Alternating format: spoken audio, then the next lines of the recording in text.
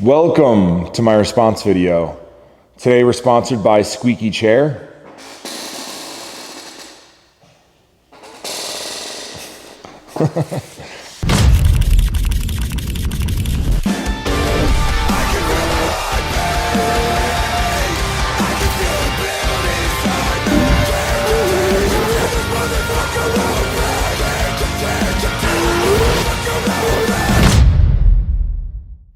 All right, so I saw some of the comments on the video and I felt like I wanted to respond, but I felt like I wanted to respond a little longer than just some texty text. So we have Brandon. Brandon's gonna read me some questions and I'm gonna answer them. It does not seem worth $650,000.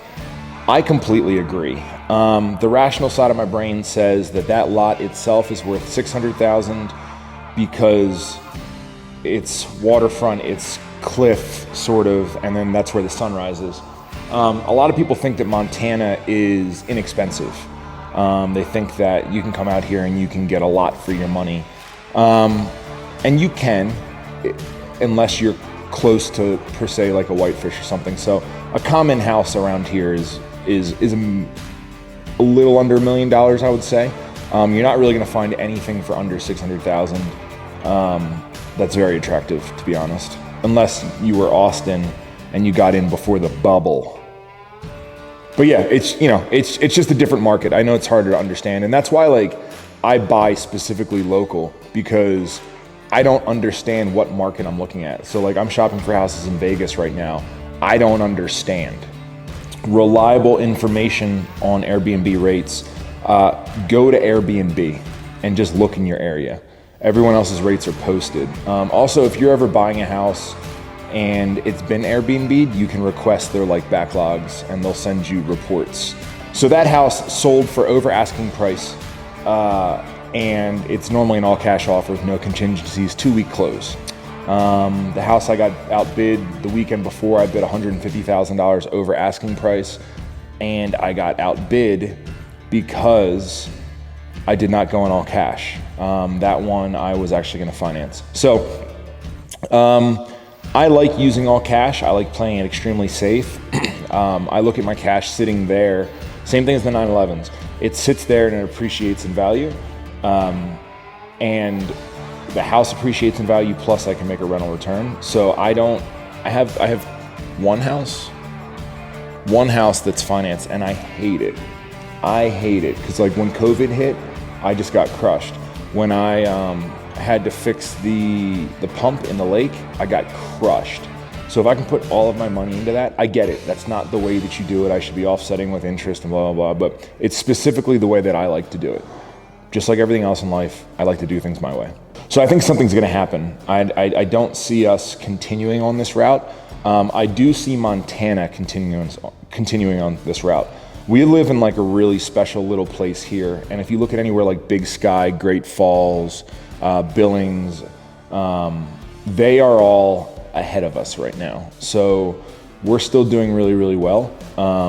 Prices, it's crazy to say, but are still low. So that house that we just looked at, I wouldn't be surprised if in 2 years it was worth $1 million. I saw this comment. Buying $40,000 houses, fuck yeah, dude. If you can do that, if you have the patience to do that, absolutely do that. I have a lot of friends that do that. I have zero fucking desire to own a $40,000 house. Real estate for me is my long-term investments, and I want to hold quality properties. To deal with tenants and to deal with houses, if you're buying a $40,000 house, you're gonna have issues. You're also not gonna get the highest quality tenant, and not that they're gonna be bad, but I really enjoy people that spent a lot of money to come to Montana, and they want a very specific experience, and they're willing to spend $3,000 to $1,000 a night, because they're not gonna trash the place, and it's a better quality house. So I don't want the headache of all that.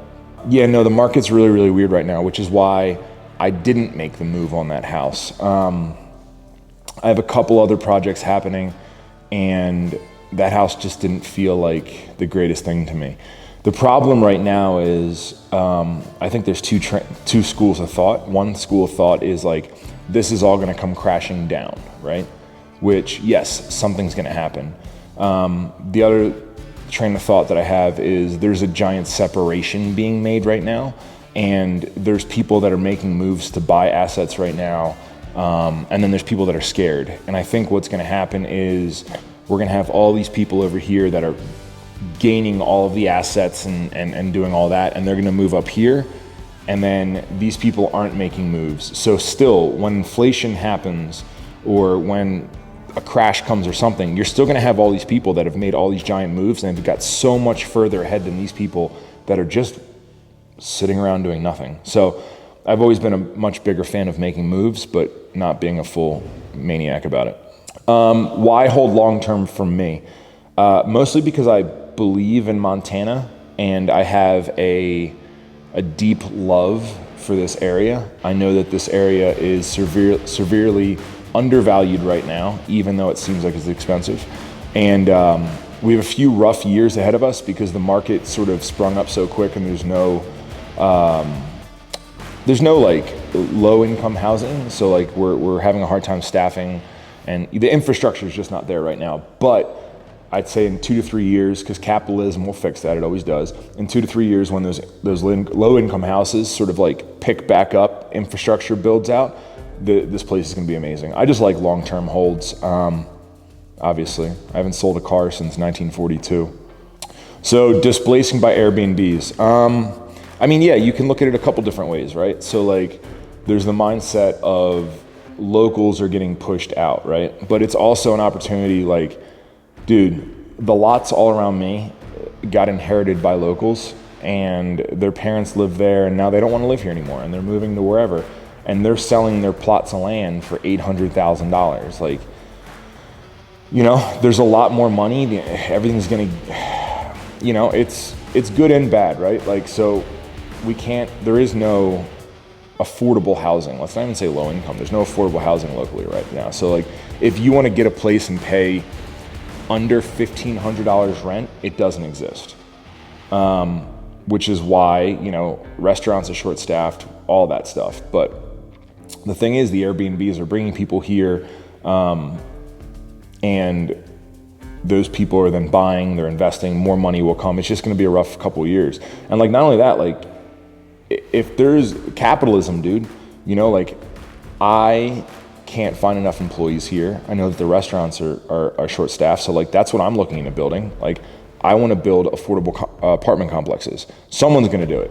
It'll happen. It'll get fixed. It'll get righted. But yeah, it sucks, man. But it's like, you know, I had a conversation with a guy. He actually yelled at me and told me to go home because he thought my truck looked like I didn't belong here. And I started talking to him. He's like, yeah, man, it's so fucked up, and this, that, and the other, and like, the Californians are coming, and you know, the Democrats, and they're gonna turn this state blue. And it's like, yeah, like that's gonna happen. And he's like, well, what the fuck should we do? And it's like, I'm gonna buy as much property as I can, bro. I'm gonna make as much money as I can, and if I really have pride in this area, I'm gonna try to get as much influence in this area and as much power in this area as possible, so that like, I can put my values here. And it's his duty to do the same. And if he doesn't, then you can just cry about Airbnbs pushing everybody out. But like, it's your responsibility, man. It's your fucking life. You don't just get to hang out somebody wearing like everything's going to be great forever. You got to fight for everything. So I think what it comes down to is I could have made that deal happen. I think $650 for that place, it was right on. I could have done 2-bedroom and it would have worked, especially going in all cash. And then, you know, same thing. Yes, I could refinance any, like the line of credit. I have a giant line of credit. I can leverage any of my properties. So I could have done it. It just didn't, like, honestly, like, it didn't get me excited, you know? If I was like a little bit more excited about that property, I would have done it. A huge fan of following my heart. And if I get excited about something, I do it. So, I don't know. That's up to you to decide in your heart. Like, you can take risky decisions all day long that like make sense financially. But I just like to just always default to my heart. And that's it. Thank you for coming to my TED Talk. Let me know if you want me to like respond to comments like this. I don't know if this is exciting or boring or... You just laugh at me? Did you think that was boring? Let's get you in the video, that'll make it more exciting. Lean down here. This is Dana Lynn Bailey. Dana needs to get waterproof mascara. Yeah. Gotta go. Gotta go.